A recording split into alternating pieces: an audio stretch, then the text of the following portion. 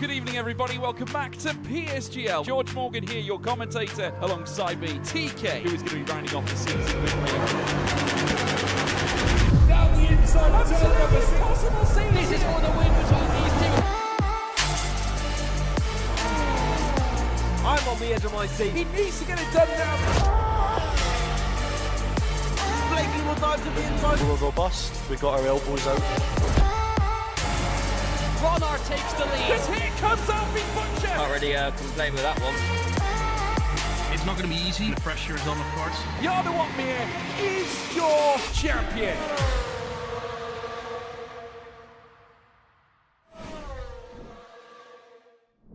Good evening, everybody, and welcome back to PSGL PSF1 for what is round number 8 of season number 40 here on the F125 game. And after drawing a blank in Qatar a couple of weeks ago, absence has hopefully made the heart grow fonder. And tonight we're back in action, ready to light up the track once more. 5 races remain, a flat-out sprint to the finish to conclude the campaign in a championship that, as we've seen, has delivered many twists and turns. Today, bringing another 2, in fact, with the 2 topping the table, not taking to the track. Going to be an interesting one with the leaders missing the doors of the last chance saloon swinging open perhaps for the final time this season for their final calls, and the chasing pack lining up a shot at that late title charge starting here stateside in Austin, Texas tonight. Should be an absolute cracker. I'm sure you will agree in the virtual commentary box. Myself, Tom, and I'm delighted to say that back alongside me after we linked up in round number 1 all the way back in Austria, it is Ghost. How are you doing, my friend? Yeah, doing well. Good to be back. Yeah, it was a shame about Qatar a couple of weeks ago. I was just saying to you before the stream, I don't know how the F2 lobby held up, but I'm glad it did at the time. It was a great race, but it's good to be back in F1 and looking at the championship standings and seeing the big 2 of this season, as it were, not here today really opens the door, like you said. So potential for a lot of excitement today in Texas. 100%. And just before we get into the standings, because it is quite a good talking point, the circuit itself, we obviously know that dirty airs coming in F125 make it harder to follow, harder to race. At a circuit like COTA, especially that first sector where I think we might be seeing quite a few people struggling to stay close through the twists and turns of that incredible first sector and first sequence of corners. How do you think the racing is going to be? Yeah, I think it could be... Yeah, the drivers are going to be hungry with the top 2 in the championship both missing, and the constructors is very close as well. You've got 3 teams at the top, all very close together. So there will be hunger amongst the drivers to get position. So I don't think we'll see people holding station too much, hopefully, especially towards the end of the race. But yeah, you're right that COTA on this year's game is a little harder to go with some great racing, as it has been in previous iterations. But here in PSGL, there's always good racing, no matter the track, and I'm sure it will be no different today. 100%. We actually saw it last time we raced at Hungary at a circuit where we didn't think we would have that much action. I can tell you what, it was a pretty decent race, so hopefully we get more of the same. We've mentioned it a couple of times. Let's take a look at the standings, how things are shaping up. We arrive at round number 8, though with Qatar cancelled. We've only had 6 races so far, and it's been a tale of the 2 titans at the top. Alex Lofer and Owen have matched each other blow for blow so far this season. 2 wins apiece, 2 second places, and a third. The difference when it comes down to pole positions for Alex Lofer, 5 out of 5 poles for the Grand Prix that he's been absent, or the Grand Prix that he's attended, he is very much our qualifying king. Just 1 pole position for Owen, coincidentally the race that Alex Lofer was absent, and it is that margin that gives Alex Lofer the 4-point lead at the summit. Like we said though, neither of them are here this evening. Behind them is Owen sitting in third, 19 points adrift. Like we said, with the leaders away tonight, a win would launch him right in between Alex Lofer and Owen, a potential to get really close as well if he can get pole position and the fastest lap.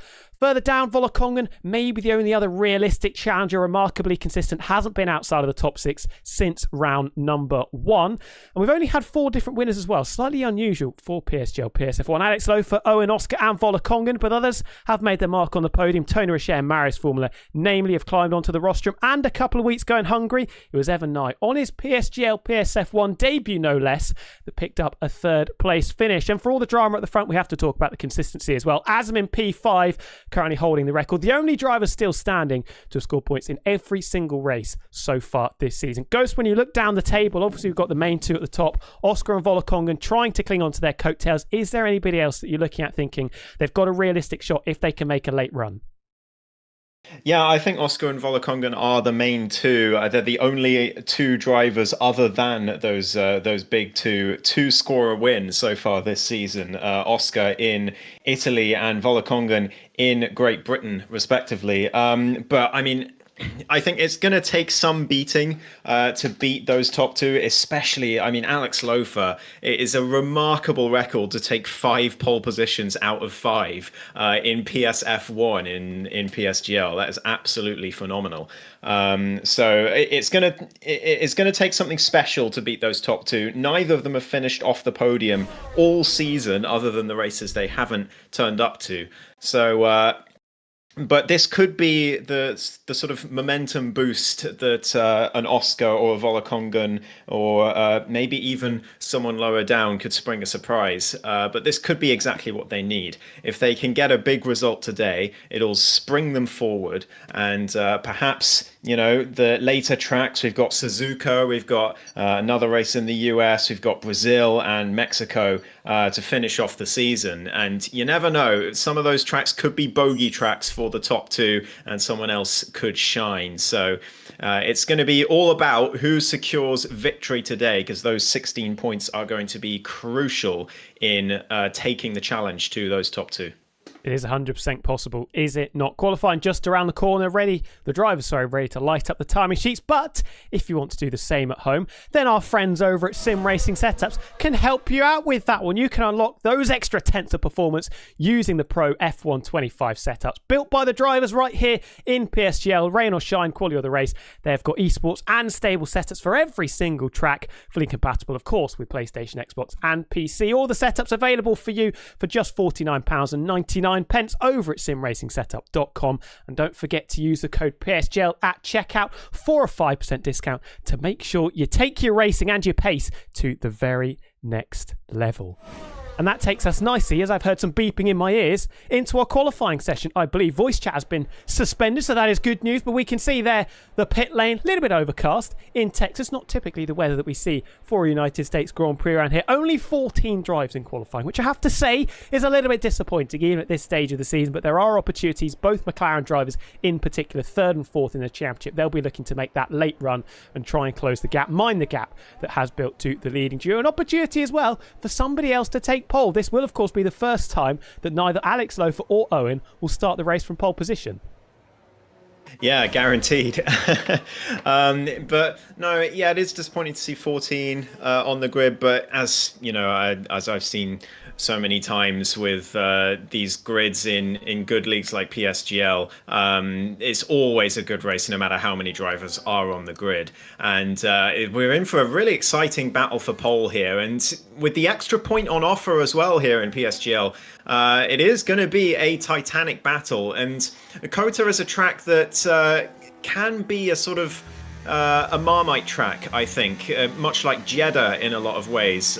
You get drivers that are somehow really, really good at this track, that maybe punch above their weight from where they are in other tracks. So I wonder if anyone's going to become that character today.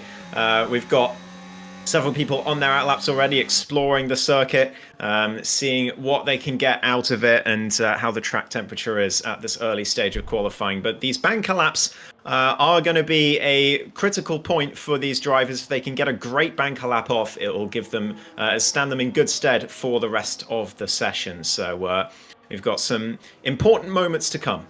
100%. Give you a lot of confidence as well. If you're new to PSGL, first of all, where have you been? Pour from yourself, but it's an 18-minute qualifying session before we head into our 50% race, half the distance that they would do in real life. And of course, we don't have a lobby reset as we did at the end of F124, so you've got to treat these soft compound tyres like gold dust, because the ones that you have available, the ones that you keep available, will be transferred over to the race. If we do see a late race safety car, well, you're potentially going to want to strap on those lovely red strap soft compound tyres. First lap of the session is live Lifeboat returning. We haven't seen them so far this season, but they were a permanent fixture one season ago at the end of F1 24. Runner-up as well in PSGL PSF2 once upon a time. Cutting the corner a little bit over the apex of turn number 1, climbing that very, very large summit into the braking zone. Quite difficult to spot the apex of turn 1, and then flowing beautifully through the first sector. One of the most satisfying sequences of corners that you can have in Formula 1. Swing it left, right, left, right, left, right, left. We climb down the hill that you climbed up towards turn number 1 to enter the middle sector. Yeah, I don't think Lifeboat will be particularly happy with that sequence through turns 8 and 9 there. It seemed a little bit off the apex of 8, but he comes into this long straight now where we may see some overtakes. I think we'll see the most overtakes today at this straight down towards turn number 12. Lifeboat down the gears into third as he turns to the apex, cuts up across it a little too much and invalidates that opening lap. And well, that's a shame for Lifeboat, but he's got plenty more opportunities. But like you said, those soft tyres wear very easily indeed. So it's going to be tricky if he wants to go for another lap on these tyres. And I think by the way he's using all his ERS, I don't think he intends to do that. 100%. And I think we are going to see a lot of invalidated lap times and potentially a lot of penalties in the race as well, because the track limits can be quite difficult. It was unlucky, I have to say, for Lifeboat, because you can really cut the inside of turn number 12. You can be quite aggressive with it over the curb, but just getting a little bit greedy and jumping over it. This is Lawrence, not the name that is being displayed there, but this is Lawrence for everybody that is confused, in the silver of the Mercedes, taking a wide line, sweeping it through the double left-hander of 15 and 16. Maris forward with the benchmark time, 1 minute 30.6, should be taking a few tenths per second off that as the times in the session continue to deplete. Just a couple of corners left to go. This is another one where we're going to see track limits come to fruition, but Lawrence keeping it on the straight and narrow, keeping it very nice and tidy within the white lines, negotiates the final corner nicely. Dirt lowers the benchmark by a tenth, and Lawrence further 7 tenths back, 31.2, and have to really find some speed after that one. Yeah, that's a little worrying for Lawrence and the Mercedes. He won't be particularly happy with that one. We've got Ryder in the Red Bull up to P3 as, here we go, SCI Oscar, the closest driver to those top two in the standings, coming towards the final corner to finish his first lap. Volakongan, his teammate in the other McLaren, goes to P2, and Oscar takes pole position for now, a 30.487, just over half a tenth quicker than the Ferrari of Dirk. And can anyone challenge that? It's going to be a little while before we get our next lap across the line, but Oscar has well and truly set the benchmark here. What can Evan Nye do as well, coming up from F2? He was pretty dominant in F2 until being promoted to F1, and it's great to see him get a podium on debut here in F1 after I was commentating on him in F2 for a while, but he has invalidated this lap, so he'll have to try that again. Meanwhile, Kazizel in the Alpine across the line, a 30.7 to go P5. Close times so far, but Oscar and Dirk the class of the field at the moment. 100%. And the drivers that did invalidate, a couple of them going for it again. Lifeboat went for it again, but jumping into the pits, didn't fancy it on the second run of those tyres. Tony Roche is going again, tracking fairly nicely, although I don't think this will be troubling Oscar, Dirk and Volakongan inside the top three. If Tony Roche, I was going to say if Tony Roche can get in the high 1 minute 30s, he'll be pretty satisfied with that. Running wide through the penultimate corner, though, going to leak a little bit more time as we cut the beam. It is going to be a 31 flat, so it is a decent lap time from Tony Roche.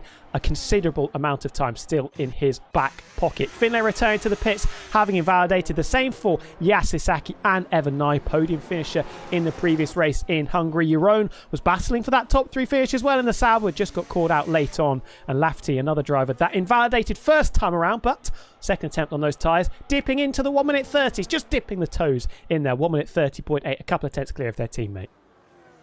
Yeah, decent lap there from the German in the V-carb. But at the moment, we've only had 9 laps on the board. So like you said, Tom, a lot of invalidations at this early stage. And we're going to see plenty more, I'm sure, as the session goes on. It's so easy to invalidate a lap around here just because of how much you can cut the curbs on almost every corner on this circuit. I mean, we saw it from Lifeboat earlier at turn 12. These drivers are going to want to get every inch of this circuit that they possibly can to shave off those extra thousandths here and there. And as a result, we're going to get plenty of people just towing the limits a little bit too much. And already we've had 5 people do that. But at the moment, It is Oscar, like we said, on pole, and Volakongen, the other McLaren. Those two are the main drivers to focus on, I would say, in terms of the championship and getting themselves further towards the top two who are absent today. Really good lap from Dirk, though. Have to shout that. I only scored points once so far this season. A P7 in Saudi Arabia, round number 2, has failed to finish in over 50% of the races that he has completed. Down in P16 in the championship, but to provisionally be sat on the front row after the first runs, that is a pretty solid effort, it has to be said, for the Scarlet Ferrari car. And Ferrari fighting to try and not pick up the wooden spoon in the Constructors' battle. They are 9th in the standings at the moment on just 14 points. They have got a decent buffer over Haas, who sit at the foot of the table. Just 4 points for the Haas team, made up of Finlay and Fraser at the top. You mentioned it in the intro. Nice little tasty battle going on. McLaren versus Red Bull versus Alpine. 93 points for the Papaya Squadron. Further 5 back to Red Bull on 88, and then a further 3 to Alpine on 85. Only one Red Bull taking part today. That is Ryderdal. Oh no, Lifebat is in there. I forgot about that, but he's going to have to do some pretty heavy lifting, you would imagine. With Oscar and Volakongen both present, Marius Formula, we know, has got some really solid pace, and Kazizel can, just at times, show flashes of pace that they've shown in the past as well. Yeah, I know Lifepout very well. I've raced with him a lot of times. Lost a championship to him on this circuit when I crashed very stupidly a few years ago.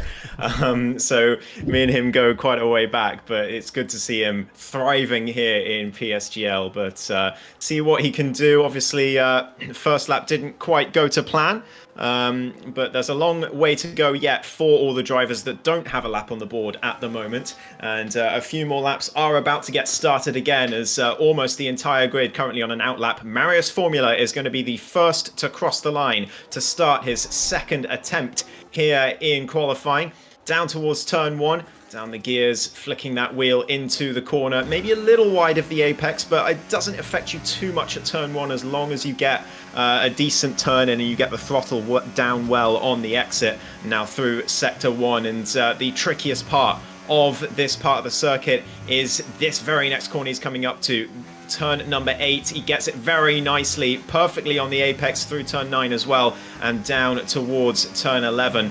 It's tricky spot on the circuit, this, to get the gears down, because sometimes it's quite easy to lock up into that corner because of the camber and the way the track loops around. But Marius getting it nicely, and down the straight he goes towards turn 12.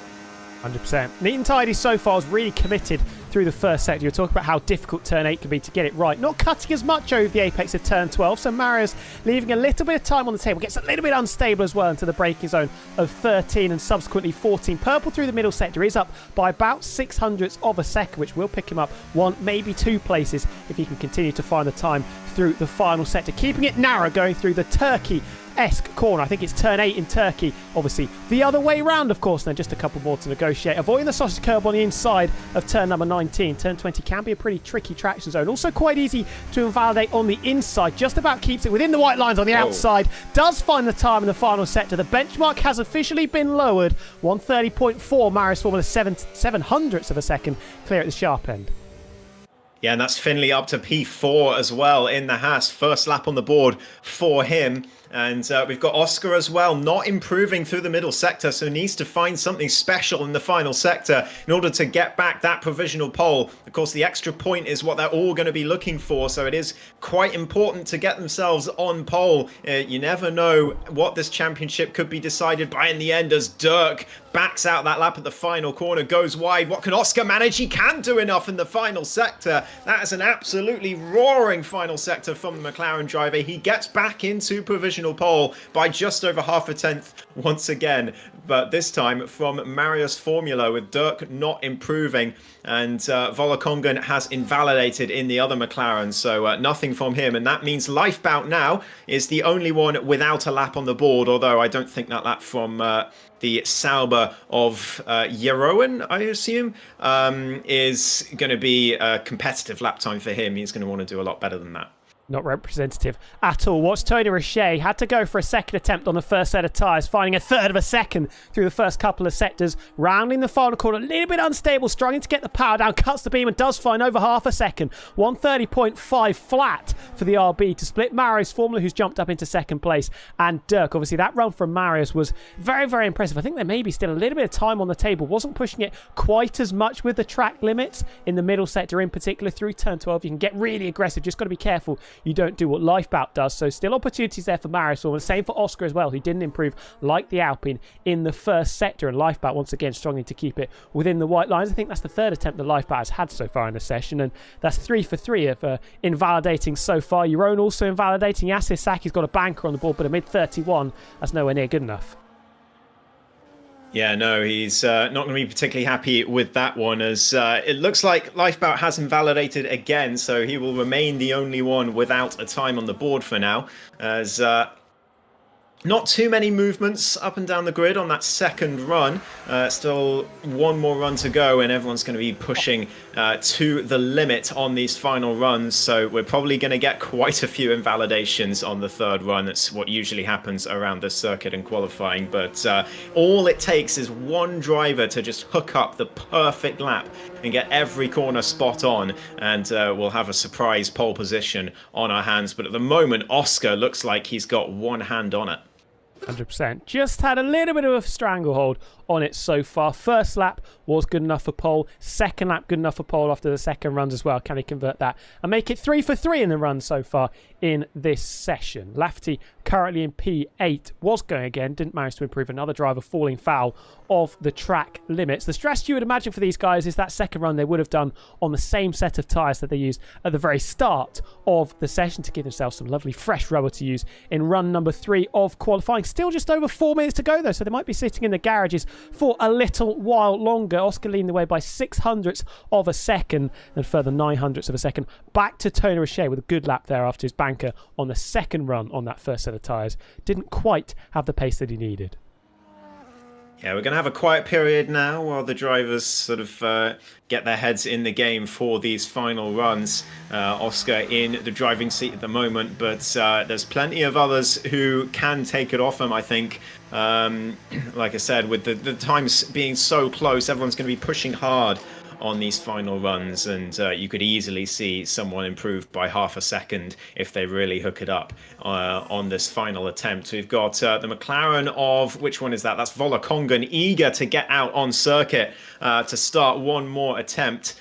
He'll be the first one out there as he comes through turn 1. He's down in P6 at the moment, is Volakongan, so I think they'll want to do a lot better than that to get a lot closer to their teammate, because it's going to all be about those podium positions for these two McLarens. They'll want to secure a double podium, but both of them, I think, are going to also be thinking about the Drivers' Championship, particularly Oscar, as he knows if he wins this race, he will jump up into second position in the standings and will just be a few points away from the championship leader, who is not present today. So a lot on the line here, and that extra point, like I said, for pole position, it's going to be all the more important. So everyone heading out for their final runs now. Just 2.5 minutes to go, and it's all or nothing in these final couple of minutes.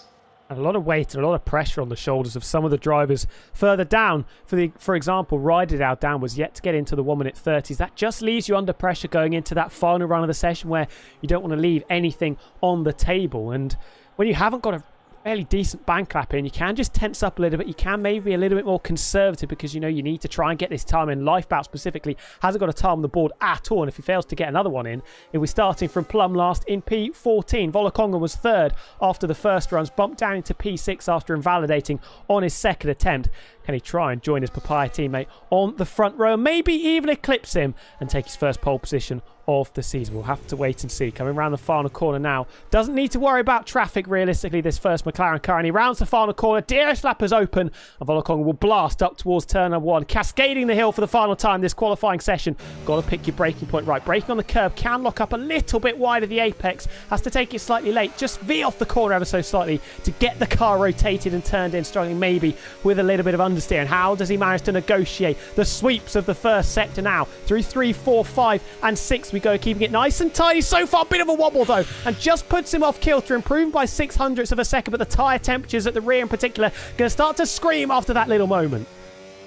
Yeah, that's not ideal for Volakongan. The stopwatch says he's up, but the car says otherwise, and he won't be happy with that one. It'll be in his head. It really gets in your mental if you have a moment like that early in the lap, because you've still got so much of it to go, and it really pays to get a perfect first sector because it sets you up so well and gives you the confidence for the rest of the lap. But Volakongan's now got to fight with the demons from that little moment, but he's still up half a tenth again in the middle sector. Lifebout not able to get anything on the board. He has crashed, in fact, in sector 1 by the looks of things, but Volakongan through into the final sector now. What can he manage? He needs more than he's got so far to get himself any higher than P5. He's got no battery left either in the tank. He's used everything in the tank that he's got through the final corner. Turn number 20, gets nicely on the power. DRS open, what can he manage? It's P3. It's a great final sector from Volakongan, and that's exactly what he needed to do. Now, can anyone else displace him?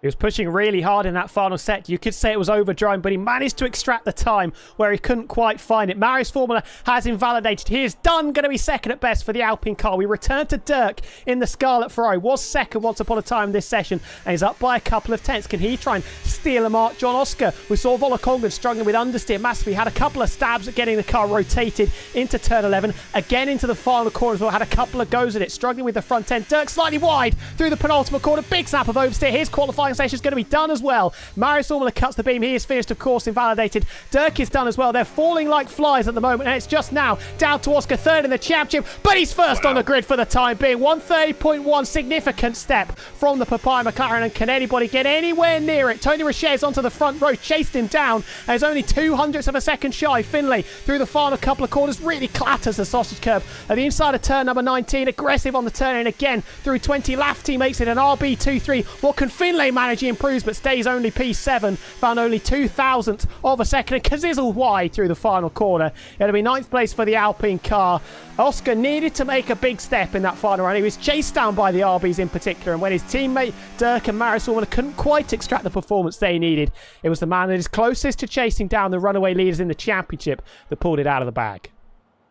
Wow, I mean, I thought that was overkill from Oscar. I thought that 1.5 tenths improvement, like, wow, no one's going to get near that. And then Tony Richer, the next car across the line, gets within 200ths of a second. Wow, that's an incredible lap from the RB driver, but Oscar does just about enough to take pole position, and that's a fantastic lap time as well. 30.1 is unbelievable. So that is a crucial extra point for him, and he'll be hoping that he can convert that into a race win to get himself into second place in the standings. But it's going to be a long race ahead, and with the DRS train behind him is going to be all the pressure on his shoulders.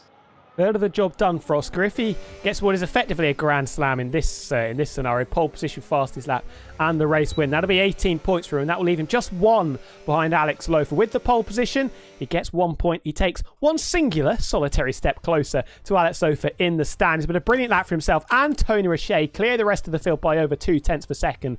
And the RBs, second and third, brilliant performance from themselves. Marius Formula couldn't quite find it at the end of the session, invalidating at the critical moment. Volakongan in P5, a mistake from Dirk means that it's only P6 for the Ferrari. Finlay rided out Kazizel and Evan Nye rounding out your top 10. Lawrence and Yasisaki sharing row 6. Expect fireworks there. Then it's your own and Lifebout at the back. Lifebout failing to get a time on the board. Not good for Red Bull Racing in their push for the Constructors' Championship. And this sets us up, of course, for a very, very interesting race. We don't 100% know what the weather's going to do because it can rain sometimes on race day here at Circuit of the Americas. Remember back to 2015, that run down to turn 1, the two Mercedes. Nico Rosberg getting a bit of a shove from his teammate Lewis Hamilton as the Brit went on to win what was then his third World Championship. But the skies are clear, it is blue skies above us, and the strategies are going to be selected with no intermediate or wet tyres in mind. Yeah, the skies were looking a bit grey during qualifying, so I was wondering if we were going to get the session cut a bit short, but thankfully it wasn't, because we had that fantastic ending, and it looks completely blue and clear for the race. So I think we are going to have a totally dry race, but you never know. Rain does rear its head here at Kota quite often, I find, on the F1 games. So we'll see if the cloud cover starts increasing over the course of the race. But at least for now, the drivers are going to be comfortable with a dry strategy.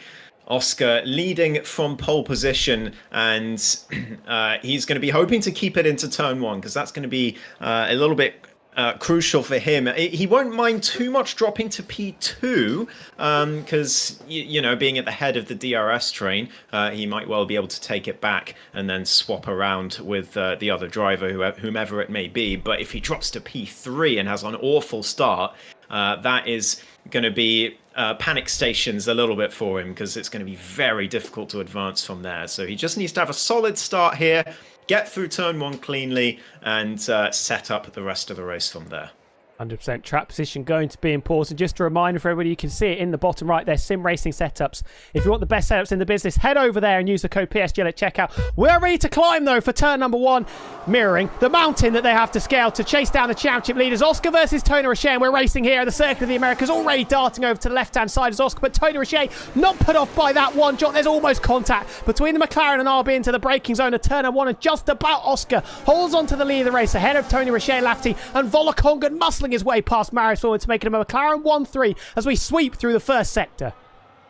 Yeah, huge start there from Volokongan to get himself ahead of the Alpine. So big position gain for him already, and he'll definitely want to beat at least one of those RBs to the podium, and hopefully for him, his teammate as well. Yassir in the Aston Martin up 2 positions from the start. He's had the best start out of anyone in terms of positions gained. He's about to make it 3 around the outside, but no, he gets caught out, and Evan Nye's going to be side by side with him now on the run to turn 12. We've got 3 cars behind them battling it out for 12th place as well, and Yassir really struggling to stay with this position. We've got up in front though Dirk looking for a move on the Alpine of Marius Formula. His start could get even worse here, and it does. The Ferrari up to the top 5, and Marius Formula down 2 positions in 1 lap. Horrible start for the Alpine, but Volokongan, I think, will be the happiest out of those drivers for now for that start, because that's pretty much exactly what he needed to do. And Oscar managing to hold off Tony Richet as well. Important stuff for him. Yassir and Evan Nye are still side by side, by the way,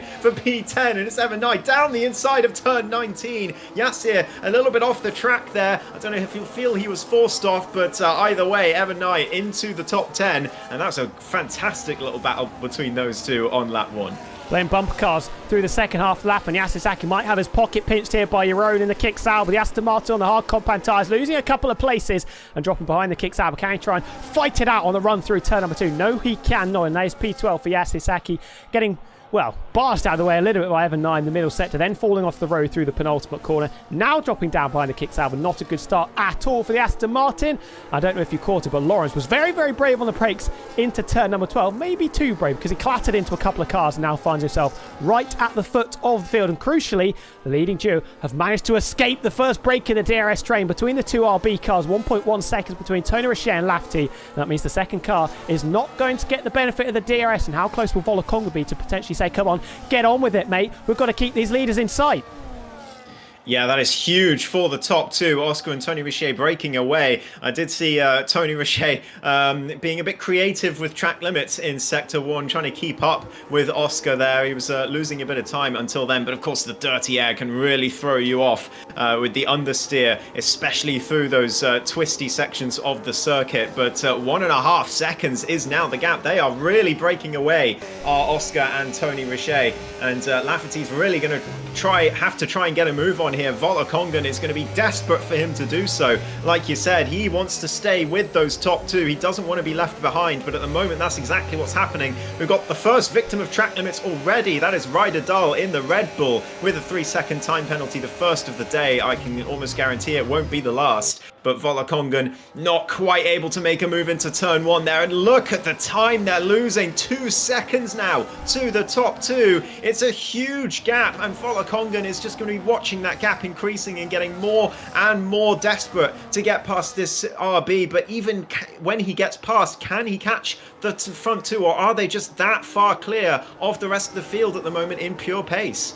It's going to be difficult to tell. 2 seconds to gap. That is a lot to overcome without a safety car. Maybe the strategy car is going to have to be played by one of the drivers in this chasing peloton. Moving out of the turbulence. I think that was Marius Formula trying to cool the car. Obviously, with these drivers in particular following incredibly close. Your tyres, your car, your engine, going to start overheating ever so slightly. 7 tenths per second the gap between the leading duo. But look at this. Dirk under a little bit of pressure, as is Lafferty. And this is the move for Volokonga down the inside, taking third place off the hands of Lafferty. You feel that was a move that had to be done. There was a couple of laps coming for the second Papaya McLaren driver in his quest to try and make that late run for the championship. And now it's McLaren RB, Ferrari, your top 5. But look at this, Marius Formula ducking and weaving underneath the rear wing of Dirk, finding the smallest of opportunities to send it down the inside. Dirk's going to have the traction on the outside and will have the inside for the number of corners of turns 17 and 18, and just holds firm in 5th place for the time being. Marius Formula sensed the smallest of opportunities, couldn't quite make it stick.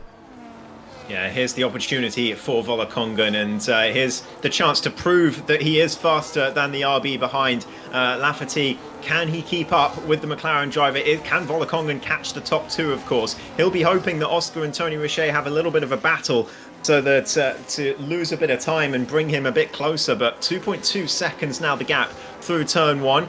They lost less on that lap than they did the previous one, but still Volokongan now chasing after them. Sector 1, of course, Tony Richet has to struggle with the dirty air, as Volokongan with that gap not so much, but as he gets closer, of course, he'll experience it more and more. But he's already extending the gap, to Lafferty, 8 tenths of a second, and I don't think that is close enough for the RB to think of a move into turn 12. So Volokongan's done what he needs to do, and he does look to clearly be the faster of the 2 drivers, which will just be even more frustrating for him that he was stuck behind Lafferty for so long. He's run out of ERS trying to stay with the top 2, but I'm sure he'll charge that all the way back up to a decent level through this final sector now. But again, the gap jumps up to 2 seconds thanks to the DRS. So it's going to be sectors 1 and 3 that Volokongan has to nail over the next few laps if he wants to have any chance of catching Oscar and Tony Richet. Marius Formula playing with fire ever so slightly, locking the rears into the braking zone at turn 12 and almost entering the corner sideways, just about keeping it pointing on the straight and narrow, and doesn't lose touch with Dirk in front. And Volokonga just starting to stretch his legs a little bit in P3 means that everybody else in this train is just going to fan out ever so slightly. 8 tenths per second back to Lafferty, a further 8 tenths per second back to Dirk, and with the mistake that Marius Formula made in the middle sector, further 6 tenths back to the Alpine. And that's going to help with the temperatures and potentially the dirty air as well, because they're not following quite as closely as they were when Lafferty was leading this group and had everyone tucked up underneath the rear wing of the RB and co behind. 4 tenths per second the margin out in front. Volokongan, he did make a decent impression on the previous lap, but that gap, like you said, with the DRS extending back up over 2 seconds. I think that charge for the second McLaren has just cooled ever so slightly, and Lafferty now fairly comfortable inside 1 second behind Volokongan.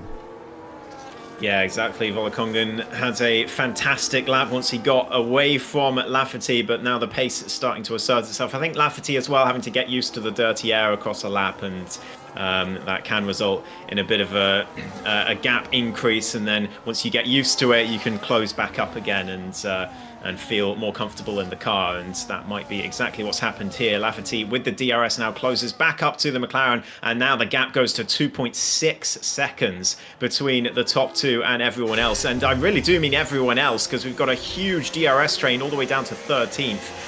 Lawrence unfortunately has wing damage at the back there as Dirk goes for a move. A huge lunge on Lafferty there into the off-camber left-hander, but he can't quite get it done on the exit. Lafferty keeps the position, but that RB under heavy pressure. Dirk really going for that move, and Marius hoping that something would happen there so he could file his way through, but they all get away with it. And Lafferty, I think, he's managing to stay with Volokongan for now, but he seems to be a little outmatched for race pace by the drivers around him for now.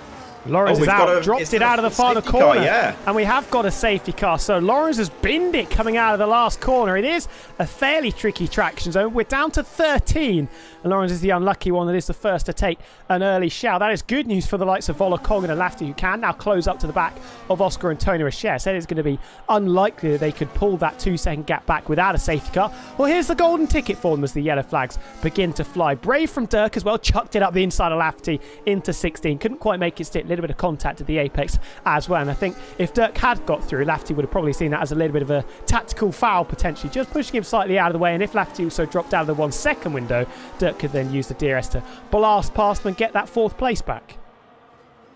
Yeah, indeed. That was a great lunge from Dirk into turn 15. He really tried to make that work, and it was a good opportunity to do so as well. He had been studying, I think, Lafferty's line through that corner the last few laps and decided he was close enough to go for a send, and it almost worked out. But it's so difficult on the exit that corner because the inside line, when you're trying to overtake someone there, really doesn't lend itself well to the grip because of the nature of the corner and the camber on exit. So Dirk had to sort of lift off and sort of sacrifice the grip for going for that dive into the onto the inside, and he couldn't quite make it stick on the exit. Marius using the outside line to his advantage to keep that position briefly, but yeah, I mean, a fantastic battle overall between those two, and the safety car now bringing everything back into play, and this is exactly what Volokongan wanted to see in particular, because it's going to allow him to close up that gap. Everyone will be diving into the pits. I wonder what the drivers on hard tyres are going to do. Yassir and Lifebout, are they going to dive in as well? They are indeed, so I'm interested to see what tyres everyone else goes on here. The medium tyre runners will surely strap on a set of hards, but the hard tyre runners are going to have to go for the mediums. I don't think they'll get them to the end. I don't even know if the hards will get to the end from here, Tom, but we could well have some differences in strategy if they can't.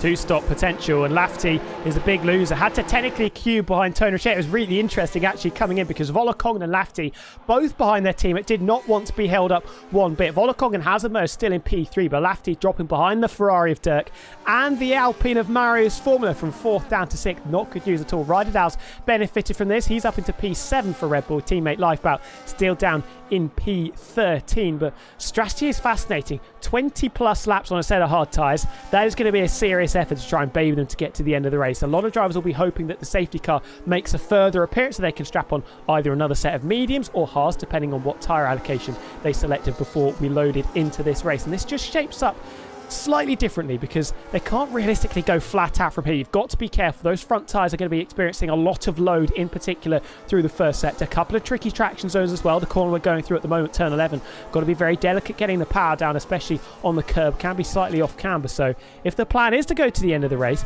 going to have to be very careful. For Yassir, Saki and Lifeboat, that has not worked out at all. They're going to have to make another stop if there's no more safety cars.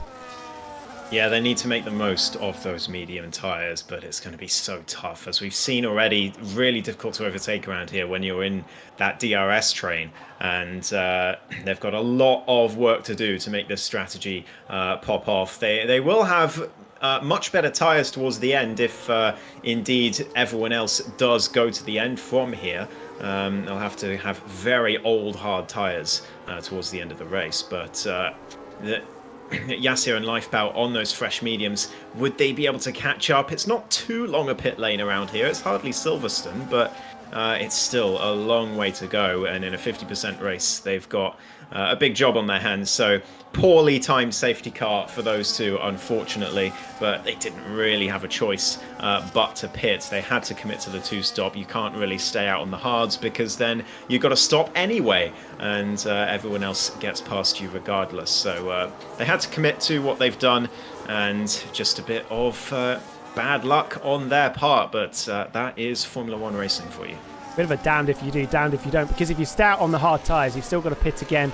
You're effectively goal hanging for that safety car to come out, but you are going to be plummeting through the field as well. And if you do pit, got to go on to the medium tyres because realistically you've got no other option. And the battle from here is either try and extend these very, very far. You're going to be most certainly in puncture territory doing 20 plus laps on a set of the medium compound tyres. I'm fairly sure about that one. You are going to have an advantage at the start. You can maybe just run your own pace in the early stages. It's going to be interesting to see how Yassir, Saki and Lifebout respectively approach this safety car restart on the first sort of 3 or 4 laps once the safety car does make its way back down pit road. For the hard runners, the deg on the hard tyres isn't crazy. It's not like a China, for example, where the tyres can absolutely melt. I think they will be thinking, let's try and get these hard tyres to the end of the race, maybe with a little bit of management in there. This safety car period obviously is going to help out a little bit with that as well. So I think we could go into a management phase a little bit. Drivers just trying to stay out of the dirty air, maybe just try and keep the tyres as cool as possible. Don't want to be overheating them. Yes, they're the hard compact tyres, but when you're following so closely and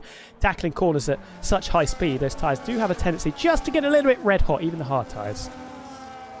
Yeah, absolutely. It is still going to be a long way to go on these hards. That is 22 laps they've got to do on them, minus the safety car laps that they'll be keeping them without too much wear. Safety car will be in this lap though, so that sort of curbs that tyre management effort. And I think you're right that we are going to enter a phase of this race where the drivers are just going to have to concentrate on tyre management, and that is a thing that is a lot more prominent on this year's game, those sort of management phases where drivers are sort of driving with tyres in mind a lot more than previous iterations of the F1 games. It's been really fascinating to watch and to race in this year, and I'm looking forward to more of it. But at the moment, Oscar leading the way from Tony Richet. He wants a hassle-free restart here as the safety car peels into the pit lane. When is Oscar going to drop that accelerator pedal out of the penultimate corner? It looks like he's gone quite early here, and Tony Richet not caught off guard at all, right at the back of the McLaren through turn 20, but not able to make any sort of overtake, and neither is anyone else through the rest of the grid. So single file up towards turn 1 for lap number 9. Oscar pouncing, but Tony Richet going with him. Doesn't quite have the gap that he maybe would have wanted on the safety car restart. And now how do you play this? Is it aggressive versus conservative? Do you baby these tyres, try and take them to the end of the Grand Prix? Or do you go hell for leather on these hard tyres, push as hard as you can, try and maybe break away from a couple of drivers and then box for another set of mediums, or maybe even softs in the latter stage of this race if a safety car doesn't come out? That's definitely what the medium runners have got to do. Penalty for Mario's Formula 3-second penalty, the second of probably quite a few that we're going to see in this Grand Prix. We're on lap 9 at the moment. Only 2 3-second penalties have been handed out, but a lot of drivers will be on at least one warning at this stage of the race. Lafferty slightly compromised there through turn 11. Sell in the chat, already dinged the grade for the medium compound tyres. I have to probably agree with that notion. Lafferty's going to be under some severe pressure. The ride out right on the button here, moving over to the inside. Lafferty, is he going to be defending fresh air? Darts back over to the outside, trying to get the best run through turn number 12. Is there just enough space? Pinches the Red Bull to the apex of turn 12, but hangs it around the outside and defended absolutely picture perfectly by Lafferty. Clings onto that 6th place just about. Still an opportunity into the braking zone of 15 and 16. This ride out setting up the exit perhaps to challenge into turn number 1 at the start of lap 10.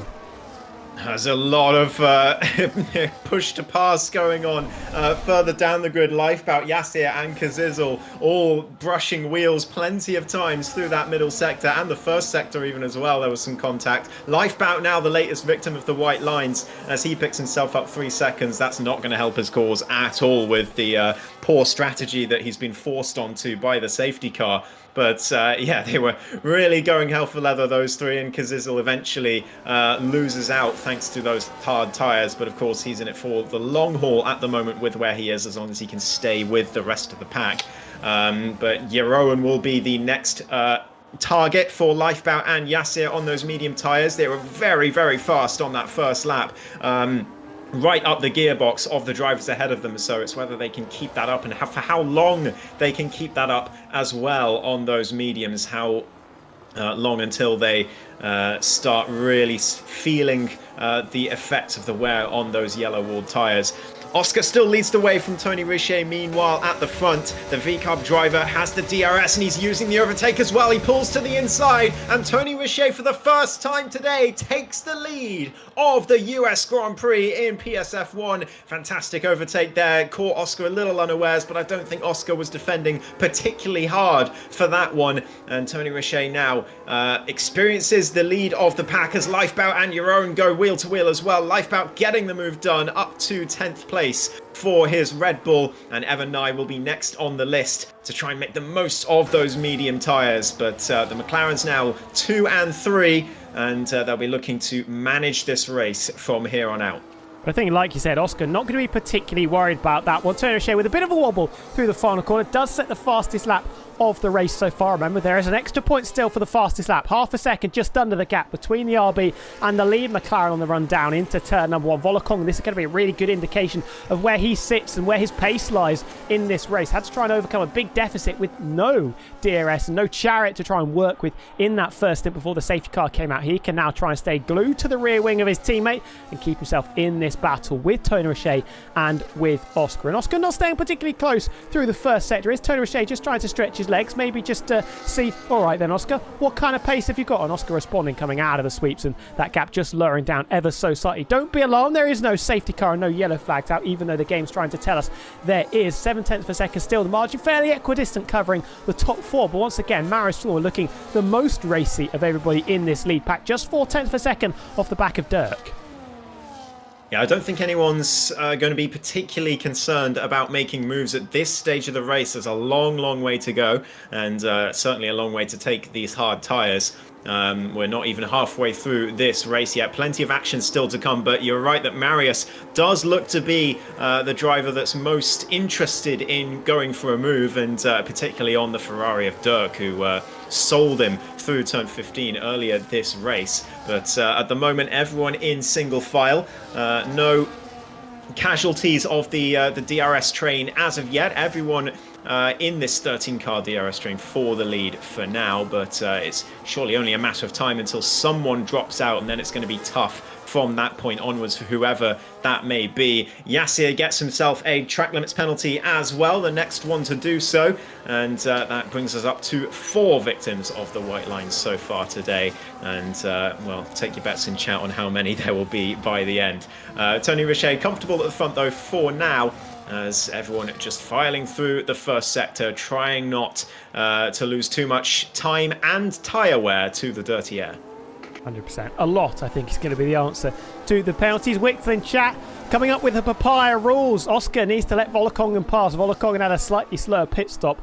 The only difference being that Oscar was still in front before the pit stops were made. If it was the other way around, though, maybe we could have a debate about some papaya rules being engaged. Volokongen just tried to cling onto the coattails of the duo in front. 0.8 of a second as they open the DRS flaps on the run down into turn number 12. Tony Roche looks to have some really solid pace here at the moment. Oscar hasn't really got back within half a second of the RB. Yes, he's probably going to be managing his tyres as well, but Tony Roche, just watching him, he looks very comfortable, very composed in that car. Looks like he's got a great setup and a great balance. Maybe the same can't be said for Dirk, who's slightly wide through 14, and once again almost falling into the jaws, the trap of Marius Formula, who's lurking, lingering right underneath the rear wing of the Scarlet Ferrari car. And the red alarm bells might be starting to ring for Dirk as that Alpine continues to circle. Yeah, indeed. And I do wonder if Oscar is going to be a little concerned about the pace that Tony Roche has at this point.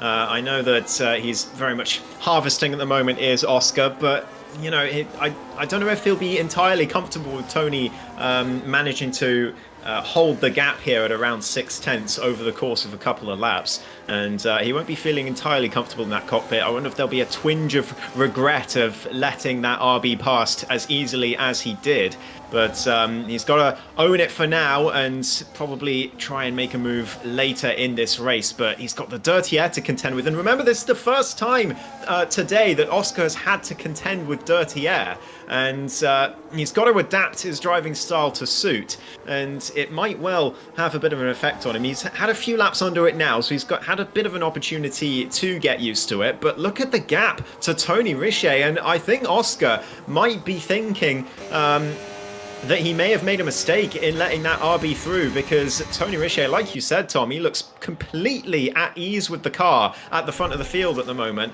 and Oscar looks a little bit worse for wear in terms of, in a way that we haven't seen him yet so far this race, in a race that would be so crucial for him to take the win. 100%. If he does win, it moves up to second in the championship. It could be just 1 point off Alex Loaf, who of course is not here this season. But yeah, I agree wholeheartedly with that. Oscar just doesn't look quite as comfortable as Tony Roche did in the dirty air. Tony Roche was comfortably within half a second, I think, for the majority of the first 4 or 5 laps in this race so far. Bobby's in there as well, saying that Oscar needs to let his teammate pass on F1. Laura's Lifebout picks up his second 3-second penalty of the race so far. Going to be interesting to see if Volokongen maybe does get a little bit impatient. Remember, he's also got a championship that he's got to try and fight for, so if he thinks Oscar needs to try and get a shift on, maybe he'll take action into his own hands. But as it stands, we're halfway halfway through this United States Grand Prix. Tony Richet started from second but leads ahead of Oscar, who is charging for a championship, a late championship push. Tony Richet, remember back to the early races in this season as well, could have potentially won all 3 of the first 3 rounds in season number 40. Haven't seen him too much since. Has actually only finished on the podium once so far this season, but we know the pace that Tony Richet has got and is displaying it in some tune around Kota here.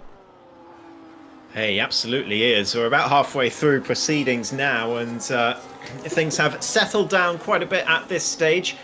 Drivers into tyre management mode, I think it's fair to say. Lifebout and Yassir now really struggling on those medium tyres already. The wear on those tyres already starting to show, and Lifebout in fact getting passed by the Sauber and the Alpine, and the Red Bull driver now down to 12th place. And well, whoever it was that said RIP mediums in the chat earlier on, I think the grave is well and truly dug now, and the coffin's going in there as well. They're going to have to hope for a safety car to get themselves back into this race, are those bottom 2, especially, well, now that Lifebout's got 9 seconds of track limits penalties. There's surely got to be an unlegit one in there somewhere that he'll be able to remove later on, but because he got 2 in very quick succession. But still, a long way to go for him, and indeed he dives into the pits, not willing to go any further on those mediums. Yassir follows him in, and I wonder if that'll be hard tyres to the end for him. I would imagine so, because the mediums are really quite poor around this circuit. Yeah, mediums definitely not working as well as I perhaps thought they might have been. They've had to put them through quite the stint, and Yassir Saki was 3 seconds off the back of the pack, so not surprising that he's jumped down pit road to get shot at them. That was quite a painful stint, I think, for the Aston Martin of Yassir Saki, who will emerge in P13. Lifebout and Yassir Saki going to have to work together now. Nearly 20 seconds off the back of the pack, 13 laps to go. Can they overcome that?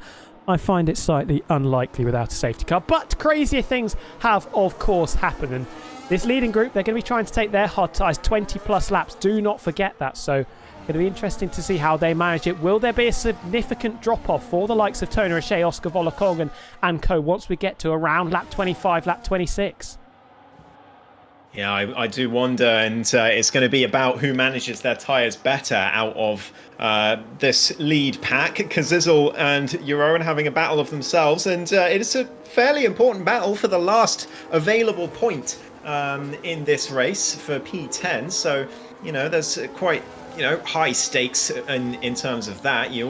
You never want to be one of the drivers who finishes and doesn't get points in the race, especially when there's so few drivers on the grid today. But they're having their little battle to contend with, and it's the only overtake we've seen for a little while, as the front runners perfectly happy at the moment sitting behind each other, and it's all about that tyre management. They're thinking later in this race, none of them wanting to go for any outrageous dive bomb or ascend into turn 15 like we saw earlier from Dirk and Marius Formula. It's all going to be about keeping those tyres in the right window, making sure you don't have worse tyre wear than your peers around you, so that you can attack later in the race when it really, really matters. And Oscar, again, struggling through Sector 1 with the dirty air, brings it back a little through the latter part of it, but he's certainly doesn't seem as planted to the circuit as Tony Richet does at the moment.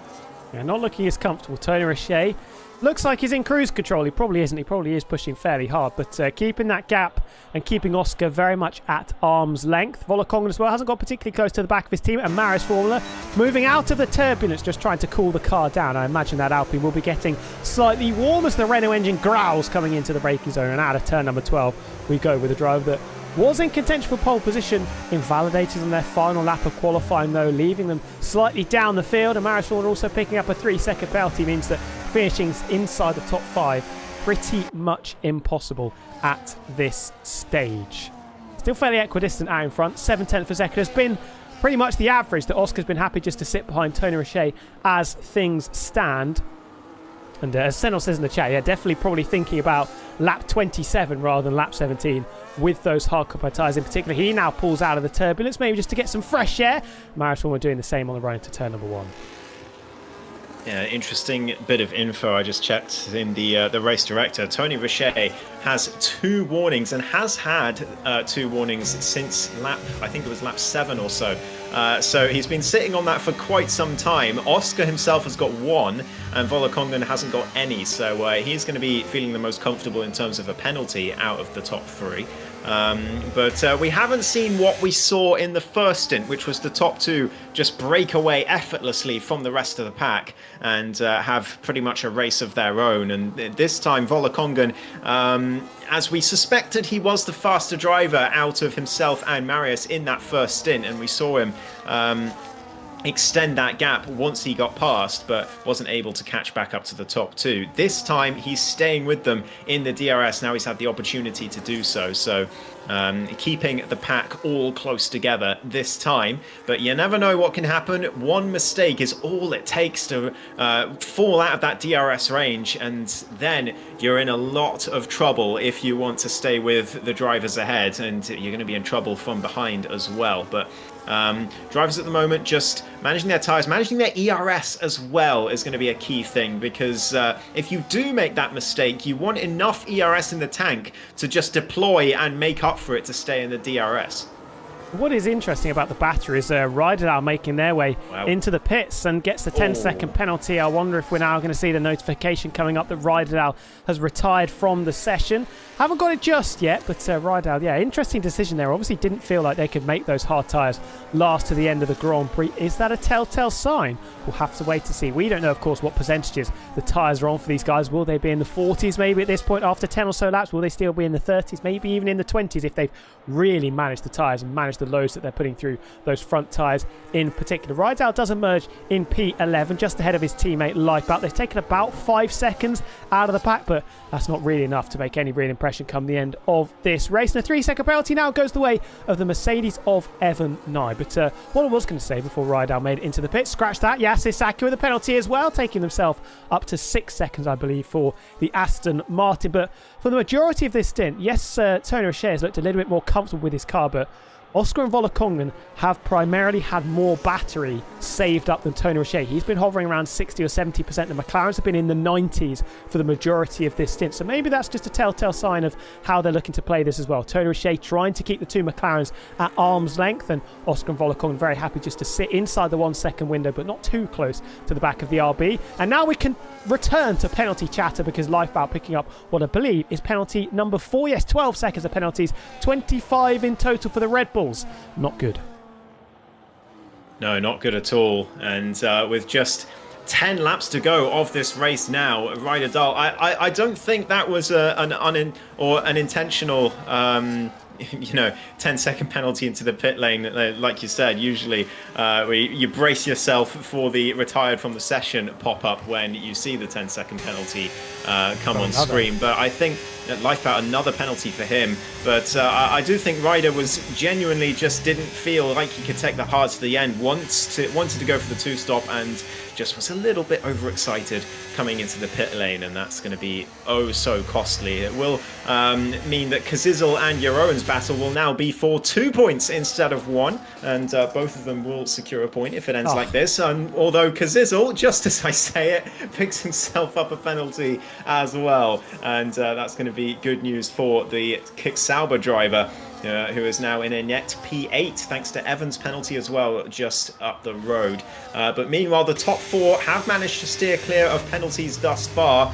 And with 10 laps to go, there's still plenty of opportunity for it to happen. And now we're getting some overtakes as we hit nearly the 20-lap mark. Evan Nye getting past Finley, and Jeroen and Kazizel continuing their battle too. But with Evan Nye and Finley losing time to the top 6, they're now well out of DRS range, and I think they will remain so. So can the top 6 all stay in range, or is someone else going to break in this lead pack? To be honest, it's looked like it's going to be Dirk a couple of times. The Ferraris had the least battery of anybody in this leading group. Has dropped over a second as well. Was 1.1 seconds coming out of turn 1 on the previous lap. Dumped a bit of batteries, try and get back within 1 second through the first sector. Had a bit of a wobble as well coming through the final corner. So Dirk may be the driver that we need to just keep an eye on as to whether they fall away from the leading trio. Tony Roche and the two Papaya McLarens. Remember, no Alex Lofer, no Owen in the race this evening. Rydal with the fastest lap of the race. Watch that space. I know he's got the 13 seconds worth of penalties, but that'll be an indication as to whether the two-stop is actually the faster way to go. 10 seconds off the back of your own and Kazizel. If he catches them in the next sort of 6 or 7 laps, that's going to make for a fascinating end to the race, with him charging through and potentially being the joker in our pack as the 4 races out in front continue to charge on their way. But yes, Oscar, third in the championship, 19 points off Alex Lofer, who leads the way. 18 because he got pole position. If he wins this race, which is 16 points, that'll put him up to second in the championship and just 2 points away from Alex Lofer. Yeah, it's a big race for Oscar and for Volokongan as well. He's in P4 in the championship, and he's going to be wanting to get as many points as possible with the absence of the top 2 as well today. But Oscar has looked like the most likely driver to take the win out of the 2 McLarens today. But you never know what can happen. Maybe Oscar will go for a move on Tony Richet. It won't quite go to plan. Volokongan will sweep his way through. You never know in Formula 1. And well, 8 laps to go at the end of this one. Not a long time left in this race, but it's going to feel like forever on these aging hard tyres. And the drivers are really going to be feeling that now. We've already seen, like you mentioned, Tom, Dirk having some moments of his own, and other drivers have had a few little mini moments through certain corners too. So those hard tyres starting to feel the burn, and there's still a long way to go on them. So is anyone going to buckle under the pressure here? Who's got the worst tyre management of these top 6? Will we see a dramatic puncture towards the end? Who knows? I think these drivers have managed their tyres quite well thus far, particularly the McLarens, who seem to be cruising at the moment. And Tony Richet, of course, he hasn't got the dirty air to contend with, as Finley is now the latest victim of track limits. He's got a 3-second penalty of his own, and he's actually dropped the out of DRS range of Evan Nye. So he's now looking behind him instead at Jeroen, who's less than 3 seconds behind him, and at the moment is on for a P8 finish. But Kazizel, once again, he's got the TRS, does the Alpine driver, and these two are going to swap for the umpteenth time this race. Kazizel up into 9th place on the road.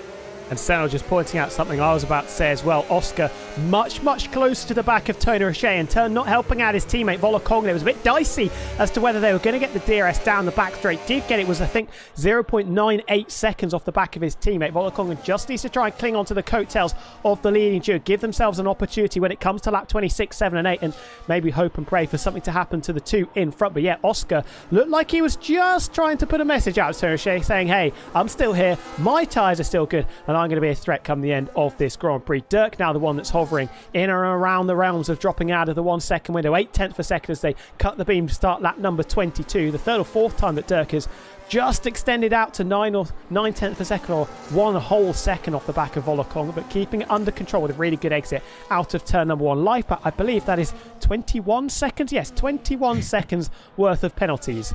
Yikes is the only thing I can say to that. Yeah, that's also feels a little bit like the lifeboat I know so well.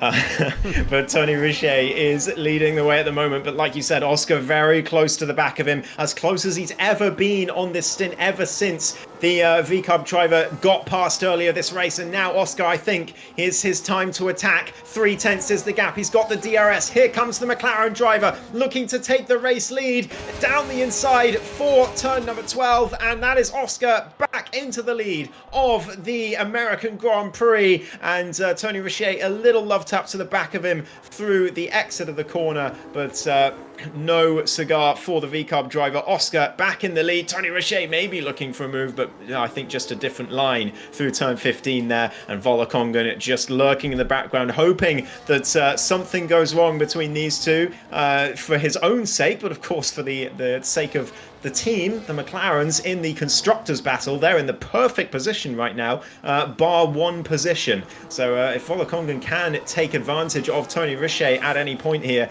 with the VCARB driver currently looking like he's struggling a bit late in the stint, maybe hasn't managed his tyres as well as we thought. He may not have had the dirty air, but that doesn't mean his tyre management has been any better. And we'll see in these closing laps whether he starts to fall away, because if you're even sort of 5 or 6% higher in tyre wear than the drivers around you, it can really affect you coming the end of the life of the tyres.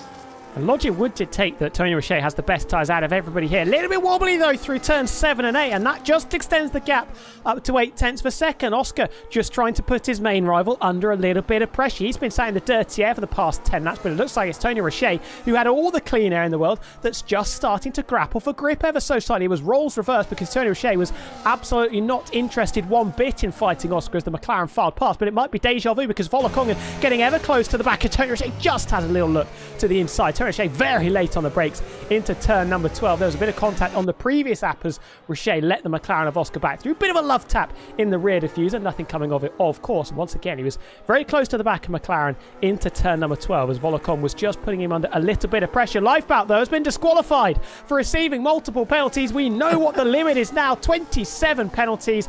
That is 9 times getting track limit penalties. That is not good news at all for Lifeboat or for Red Bull in their Constructors' Championship battle with Ryderdale 11th and with 13 seconds worth of penalties. It's all coming up papaya at the moment, not least because Oscar's leading the race and Tony Richet might be about to lose DRS.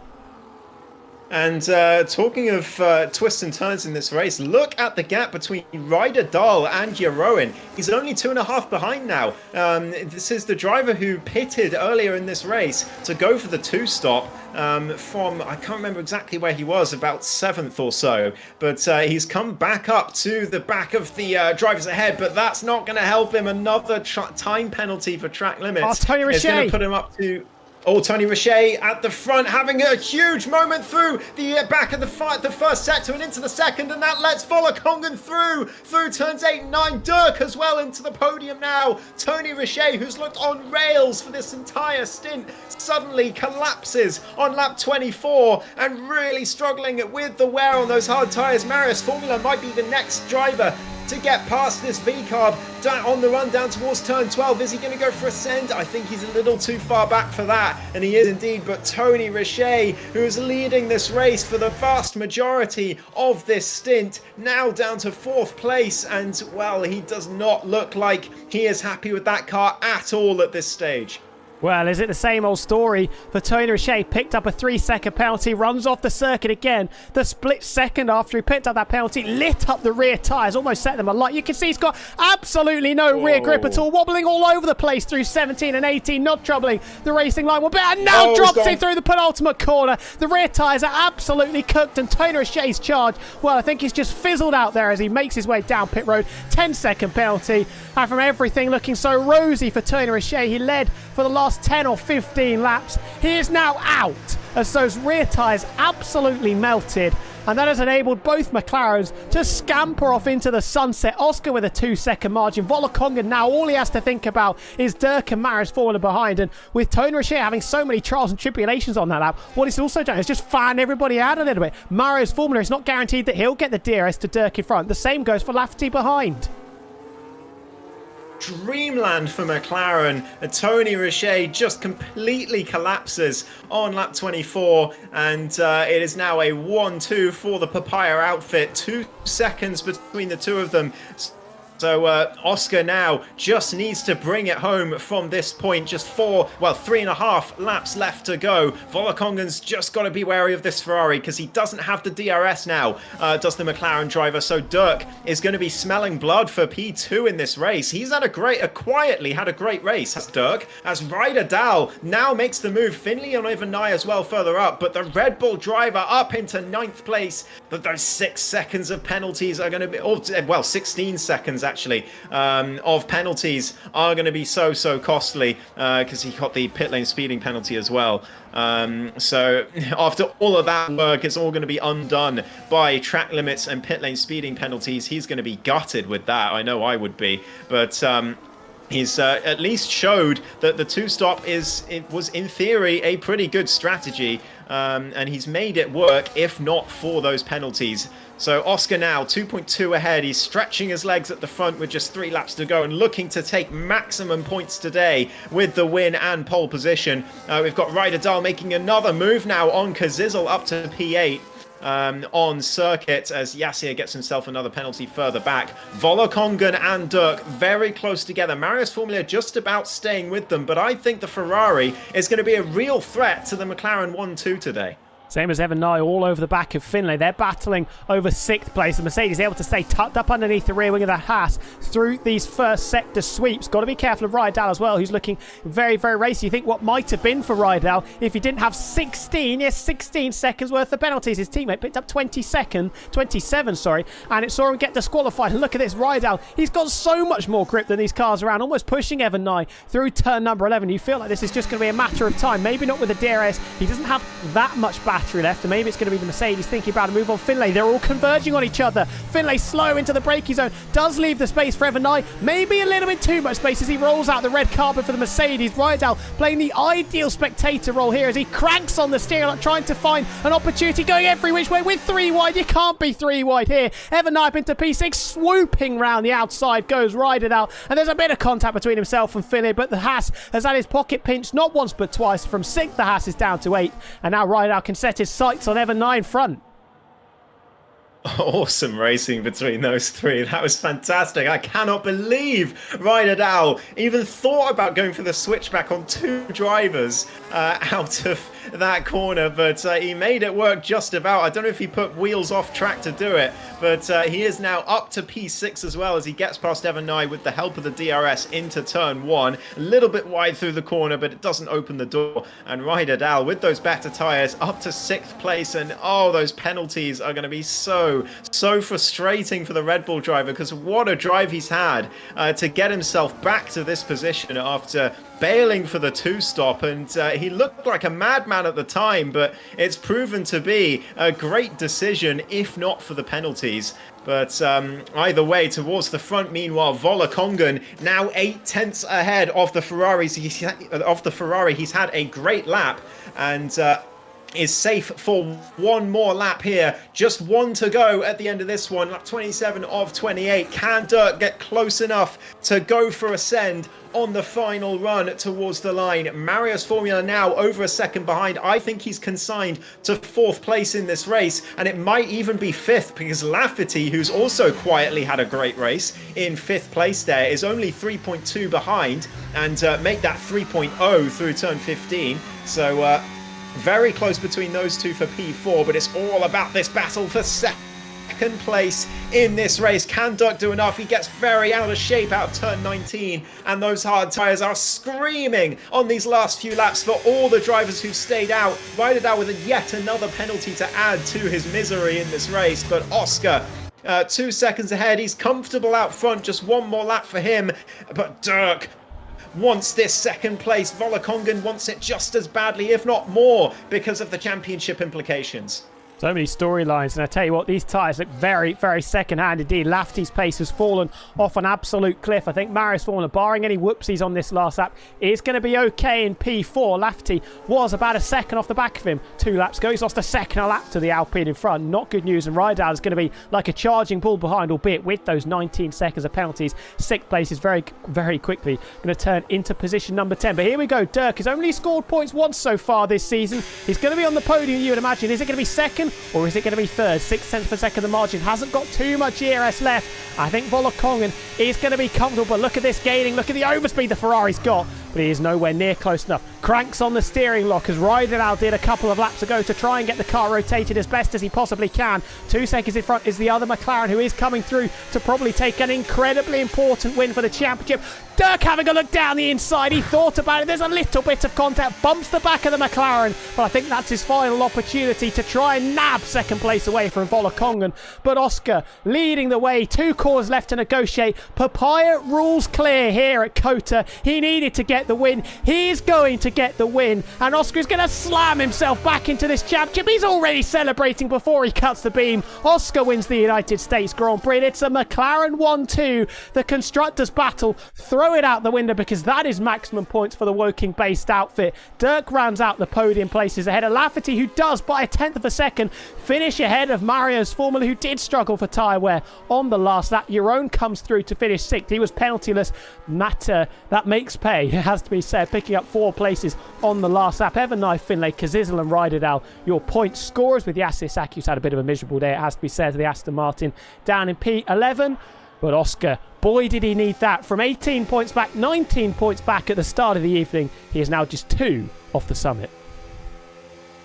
A huge day for Oscar and for McLaren as well. Volokongan, he may have been a lot further behind in the championship, but not too much further. And he gets himself, with that second place, up to 53 points, which is 1 point more than Oscar had going into this round. So it will take him within 18 points of the championship lead. But Oscar, with that win, that will take, with pole position as well, that will be 17 points up to 69 points. So just 2 points away from Alex Lofer. And that is going to mean the top 3 in this championship separated by just 4 points going into the last 4 rounds of the championship. That is a mouthwatering prospect for the final sprint of this championship, these last 4 rounds. And but McLaren now put a stranglehold on the Constructors' Championship. This result will give them a very decent lead indeed. 100%. Big moves in the championship. Alpine, 2 cars in the points, but it doesn't work out for them with McLaren finishing first and second. Your retirees, Tony Richet, Lawrence, I forgot who it was, Lawrence there in 13th, and Lifebout, who got disqualified for picking up too many penalties. Well, what a race we had. It was touch and go at times. Tony Richet, I think it might be another case of what might have been for himself. I thought he was going to have the best tyres being in the leader race. He had no dirty air to contend with. The front tyres seemed right. It was the rear tyres that were cooked, though. Needed to be a bit more careful on the power. That's what the group behind were doing. Yes, their tyres are very second hand by the time we got to the end of the race, but they didn't melt. And it was Oscar who brought it home for an incredibly, can't stress this enough, incredibly important win. Yeah, absolutely. And it really sets up this championship for the last 4 rounds. I'm sure you and Dako are going to have a fantastic time covering it. We will be heading to Japan for PSF1 next week, into the beautiful circuit of Suzuka. And I'm sure that is going to be just as exciting a race as well, especially hopefully with Alex Lofer back, as well as Owen, to bring the championship well and truly into play. It's a second win of the season for Oscar, and well, people will say that Alex Lofer and Owen not being here, of course, gave him a huge advantage to get himself back into it. But the reality was he had to battle with his teammate and with other drivers today, and that he got pole position by the finest of margins from Tony Richet, and he put the VCARB driver under enough pressure over the race to make him crumble towards the end. So it was an extremely well-managed race by Oscar, and who's to say he wouldn't still have won that race even with Alex Lofer and Owen here. So a fantastic performance worthy of taking second place in the championship. And he's really got some momentum now going into these last 4 rounds. 100%. And what a 4 rounds we have got. 4 weeks. We go here from stateside to the sweeps of Suzuka in the heart of Japan, and then back to the States to see who can hit the jackpot in the Sin City of Las Vegas. And then finally we circle through the Americas, the Samba Magic of Sao Paulo in Brazil, and then our showdown in Mexico City, where season 40 will reach its climax and conclusion. 4 drivers in the title fight. Is going to be ever so tight, everybody. Ever so exciting as well. Make sure you don't miss the final 4 rounds of PSGL PSF1. I don't believe we have any interviewees because, of course, nobody ever wants to speak to us, but that is fine. I'm sure we'll get the champion come season's end. But a really exciting race. It took a while to bubble up, in particular in that middle stage, but Yeah, Oscar doing a really good job, as did everybody else behind the Volocong and managing the race really well, as did Dirk, who picks up his and Ferrari's first podium of the season, lifts them comfortably off ninth place in the championship, picking up a couple of places. Just very quickly as well, before we do our little outros, remember, check out Sim Racing Setups. Best in the business. Unlock your extra performance with the Pro F125 car setups created by the very drivers that set foot in PSGL. Esports and stable setups available for you, qualifying and the race. Optimal strategies, wet and dry. They've got you covered. Compatible with all platforms, PlayStation, Xbox and PC. All setups are available there for £49.99 over at simracingsetup.com, and make sure you use the code PSGL at checkout for a lovely 5% discount. But that is pretty much us done for the United States Grand Prix. Thank you very much, Ghost, for jumping in alongside me. Pleasure having you commentate with me in the box. Where can people find you on the old social medias if they want to check out what you're doing after this race? You can find me. I don't really interact too much with social media, I'll be honest. But you can find me. I have a YouTube channel. It's called GG Ghostlight, Ghostlight, but with 2 G's at the start. And I sort of have a very inactive Twitter / Blue Sky as well under the same name. But if you want to check me out, you can check me out there. I do commentary and various other things. So thanks very much for the opportunity to be here in PSF1, though. It's fantastic to be back and great to share the commentary box with you again, Tom. And I hope we meet again in future as well. And best of luck for the rest of the season to all of the PSF1 drivers, particularly the top 3/4. Maybe Volokongan can have a miracle last 4 rounds to get himself in the fight as well. But particularly those top 3 within 4 points, that is going to be fantastic entertainment. So I'll hand the reins back to Daka from next week and enjoy the time that you'll have for these last 4 rounds.